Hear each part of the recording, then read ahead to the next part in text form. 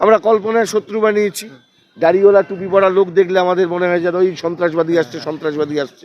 মুসলমান নাম দেখলে মনে হয় যে এই তো আমাদের, আমরা বাঙালি ওরা মুসলমান। দেখেছো কত কিছু লোক কথা বলে না? যখন গোটা পৃথিবী ইসরায়েলের এই অত্যাচারের বিরুদ্ধে প্রতিবাদ করছে, ভারত তার অফিসিয়াল স্ট্যান্ড অনুযায়ী আমরা এখনো পর্যন্ত আমাদের যে বিদেশ নীতি তাতে আমরা যুদ্ধের বিরুদ্ধে, কিন্তু এই প্রথম ডাইলিউশন, প্রতিষ্ঠিত বিদেশ নীতির থেকে সরে আসা এবং ইসরায়েলের পক্ষে কথা বলা।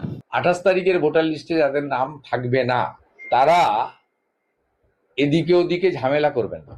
প্রচুর সেন্ট্রাল ফোর্স এসে গেছে।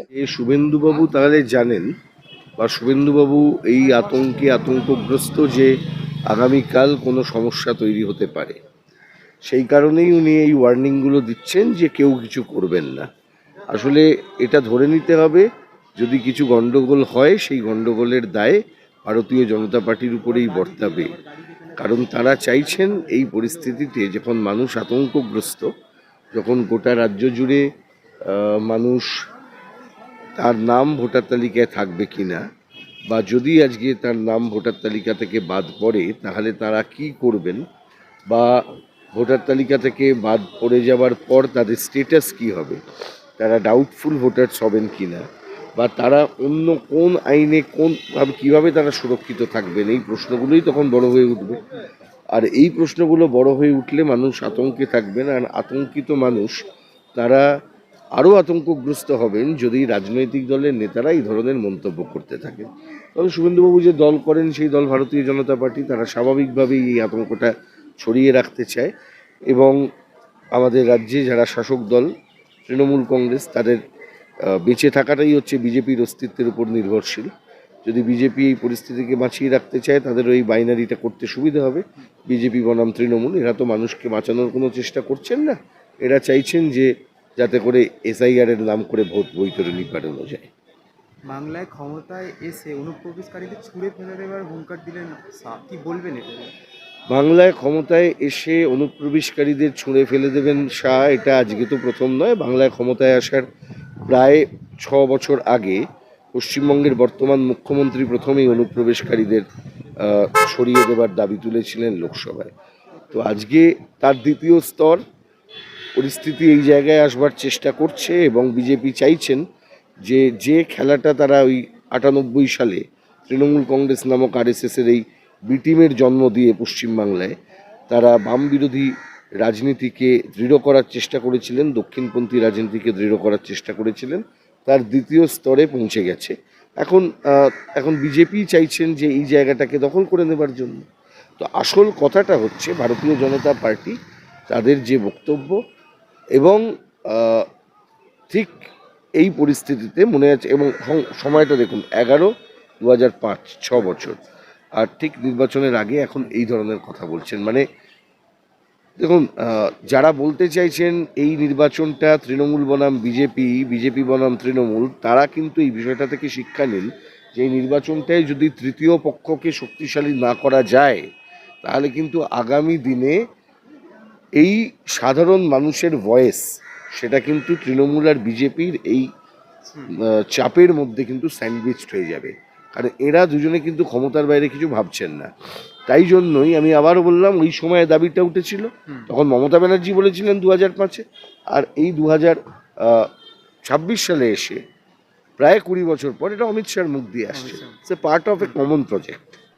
SIR যাদের নাম বাদ যাচ্ছে তাদের পাশে আপনারা কীভাবে থাকবেন? তারা তো আতঙ্কিত। দেখুন, আমি প্রথমত একটা কথা বলেছিলাম প্রথম থেকেই যে SIR প্রক্রিয়াকে যদি ডিলিশনের প্রক্রিয়া হিসেবে দেখা হয়, সেই কারণেই আমরা প্রতিবাদগুলো করতে শুরু করেছিলাম। দেখুন, এই SIR-কে মানতে সমস্যাটা কোথায় হচ্ছে? সমস্যাটা দুটো জায়গায়।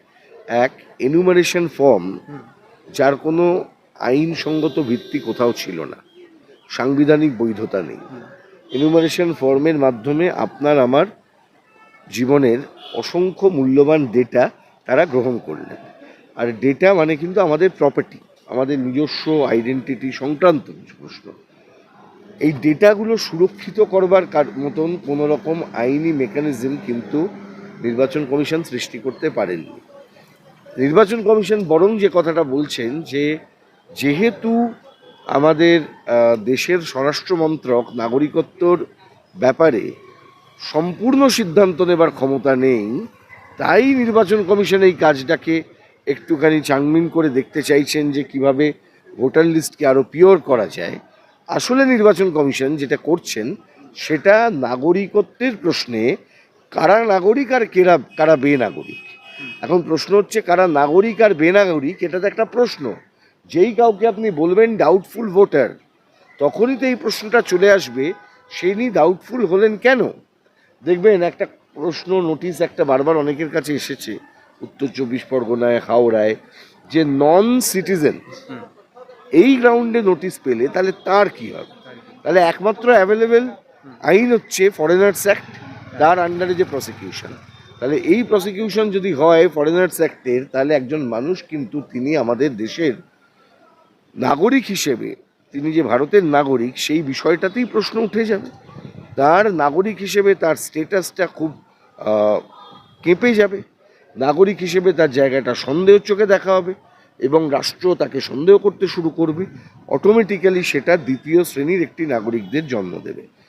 আমরা বলেছি যে এক্ষেত্রে প্রতিটি রাজনৈতিক দলকেও আমি আহ্বান করব এবং বামপন্থী রাজনৈতিক দলগুলির বাড়তি দায়িত্ব আছে। আমি বিশ্বাস করি সিপিআইএমের আলাদা বাড়তি দায়িত্ব আছে পশ্চিমবাংলার ক্ষেত্রে। যে মানুষ এই ধরনের কোনো রকম আইনি সংকটে পড়বেন তাদেরকে সুরক্ষা দেওয়া, তাদেরকে সহযোগিতা করা, আইনি সহযোগিতা শুধু নয়, তাদের পাশে দাঁড়িয়ে থেকে যাতে তাদের অন্যান্য যে অধিকারগুলি আছে, সাংবিধানিক অধিকার বলুন, আমাদের দেশের যে সমস্ত জনকল্যাণমুখী প্রকল্পের যে সমস্ত বেনিফিটসগুলো বলুন, সেক্ষেত্রে তারা যাতে বঞ্চিত না হয় তার বন্দোবস্ত করো। ইসরায়েলের সফর নিয়ে প্রধানমন্ত্রীকে নানা রকম সমালোচনার মুখে পড়তে হচ্ছে, কি বলবেন এটা? দেখুন, প্রধানমন্ত্রী যদি নিজে প্রধানমন্ত্রীর মতন ব্যবহার করতেন তাহলে বিষয়টা একরকম থাকতো, কিন্তু আমাদের দেশের প্রধানমন্ত্রী যদি যে বিহেভিয়ারটা করছেন সেটা অনেকটা মনে হচ্ছে না দালালের মতন বিহেভিয়ার। কেন না, দেখবেন এই প্রভুকে খুশি করব, ক্লায়েন্টকে খুশি করব, তার জন্য যা ইচ্ছে তাই। ট্রাম্প কিসে খুশি হন ওটাকে দেখে আমি তারপর যাব, মানে সেই বাবুর বাড়ি চাকর যায়, সেই চাকর গিফট নিয়ে যাবে, সেই বাবু কতটা খুশি হবে। বা আগেকার দিনে জমিদার বাবুদের দেখেছেন যে ইংরেজ সাহেবদের কাছে যাবে, লাট সাহেবের বাড়ি যাবে, লাট সাহেব কীরকম গিফটে খুশি হন, এই বিষয়টা তারা দেখবেন। এখন দেখতে হবে আমাদেরকে যে আমাদের প্রধানমন্ত্রী এই কাজটা করে কীভাবে লাভবান হচ্ছেন, এইটাই তো প্রশ্ন উঠে যাচ্ছে। আজকে এপস্টিন ফাইল নিয়ে এতগুলি কথা উঠলো, এপস্টিন দ্বীপে কি হয়েছে, আজকে মানুষের আগ্রহ বাড়লো, কিন্তু এপস্টিন দ্বীপের সঙ্গে ভারতের প্রধানমন্ত্রীর নামটা কেন জড়ালো, আজকে কেন বিজেপি নেতারা তার জন্য কোনো বক্তব্য রাখবেন না। আজকে আমাদের দেশের প্রধানমন্ত্রীকে সকাল বিকেল রাত্রির আমেরিকার রাষ্ট্রপতি চমকে যাচ্ছে, আর আমাদের প্রধানমন্ত্রী চমক খেয়ে ধমক খেয়ে বসে থাকছে। তিনি তার কাজ করছেন না, প্রধানমন্ত্রী হিসেবে যে কাজ করবার তিনি নিষ্কর্মার মতন সেখানে বসে থাকছেন।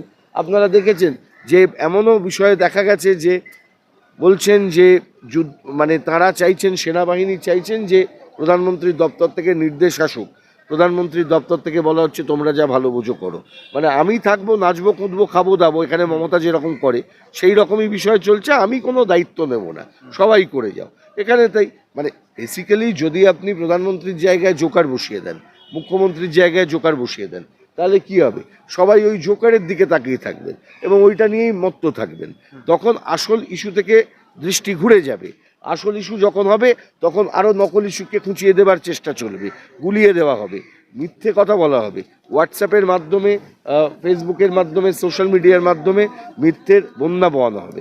এর মাধ্যমেই একটা অদ্ভুত ধরনের আমার মনে হয় যে ক্ষেত্রে যদি আমি শব্দটাকে ব্যবহার করি, এজেন্ডা তৈরি করা হবে এবং এজেন্ডাকেই প্রোপাগান্ডা করা হবে, যে প্রোপাগান্ডাটা ফলস প্রোপাগান্ডা হবে, কিন্তু মানুষ বুঝবে যে এই ধরনের প্রোপাগান্ডার মধ্য দিয়েই হয়তো আমরা এই রকম একটা প্রোপাগান্ডার জগতে বেঁচে আছি।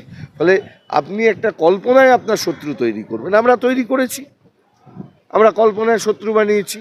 দাড়িওয়ালা টুপি পরা লোক দেখলে আমাদের মনে হয় যেন ওই সন্ত্রাসবাদী আসছে, সন্ত্রাসবাদী আসছে। মুসলমান নাম দেখলে মনে হয় যে এই তো আমাদের, আমরা বাঙালি ওরা মুসলমান। দেখেছো কত কিছু লোক কথা বলে না, আমরা বাঙালি ওরা মুসলমান। আরে মুসলিম ধর্মাবলম্বী মানুষ বাংলা ভাষায় কথা বলেন, একটা গোটা দেশ বাংলাদেশ তৈরি হয়েছিল, সেই দেশ তৈরি করেছিলেন যারা, তাদের অনেকেই মুসলিম ধর্মাবলম্বী মানুষ ছিলেন। তাহলে আমি বাঙালি তুমি মুসলমান কথাটা ভুল, কিন্তু বেশিরভাগ মানুষের মধ্যে, বিশেষত ভদ্রলোক বাঙালির মধ্যে আর এই দক্ষিণ পন্থায় বিশ্বাসী বাঙালির মধ্যে, যারা বিজেপি তৃণমূলের মধ্যে দৌড়াদৌড়ি করে, তাদের মধ্যে এটা এখন প্রতিষ্ঠিত ধারণা হয়ে গেছে আমরা বাঙালি ওরা মুসলমান। এই যে মানসিকতা, এই মানসিকতাটাকেও দূর যদি না করা যায় তাহলে বিপদ। কিন্তু আমাদের যারা শাসক তারা চান এই মানসিকতা যেন দূর না হয়, সেই জন্য এই বিভাজনগুলো তৈরি করা, সেই জন্যই এজেন্ডা তৈরি করা, প্রোপাগান্ডা তৈরি করা, যার ভিত্তিতেই ফলস।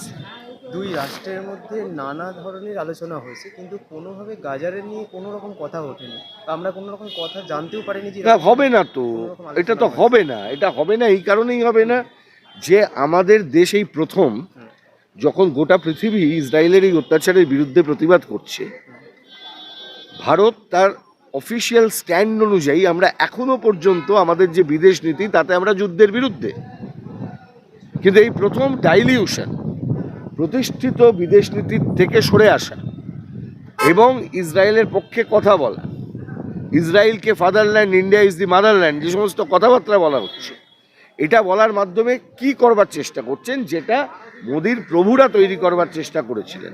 আপনি যদি প্রথম থেকেই আরএসএস এর লিটারেচার দিকে দেখেন, যখন থেকে আরএসএস এর জন্ম হয়েছিল, তারাই পিতৃভূমির তত্ত্বের উপরে গুরুত্ব দিয়েছিল।